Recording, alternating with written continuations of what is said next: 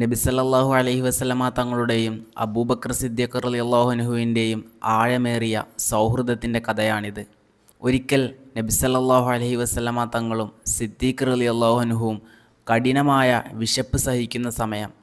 ആ സമയത്ത് തൻ്റെ വിശപ്പിൻ്റെ കാര്യം ആരോടും പറയാതെ തൻ്റെ വീട്ടിലേക്ക് കയറി ചെല്ലുകയാണ് മഹാനായ നബി സല്ലല്ലാഹു അലൈഹി വസല്ലമ തങ്ങൾ.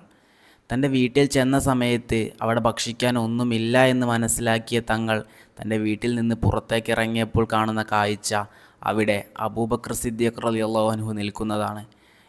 എന്താണ് അബൂബക്കറെ ഇവിടെ നിൽക്കുന്നത് എന്ന് അള്ളാഹുവിൻ്റെ റസൂൽ ചോദിച്ചപ്പോൾ അതിന് സിദ്ദീഖ് തങ്ങൾ നൽകിയ മറുപടി ഇങ്ങനെയായിരുന്നു: നബിയെ, ഏത് സാഹചര്യമാണോ ഈ വീട്ടിൽ നിന്ന് നിങ്ങളെ പുറത്തു കൊണ്ടുവന്നത് അതേ സാഹചര്യമാണ് എനിക്കും. അവിടെ വിശപ്പിനെക്കുറിച്ച് നബി സല്ലല്ലാഹു അലൈഹി വസല്ലമ തങ്ങൾ ഒരു വാക്ക് പോലും സംസാരിച്ചിട്ടില്ല. അവർ പറയാതെ തന്നെ അവരുടെ അവസ്ഥ മനസ്സിലാക്കുന്നവരാണ് യഥാർത്ഥ സുഹൃത്ത്.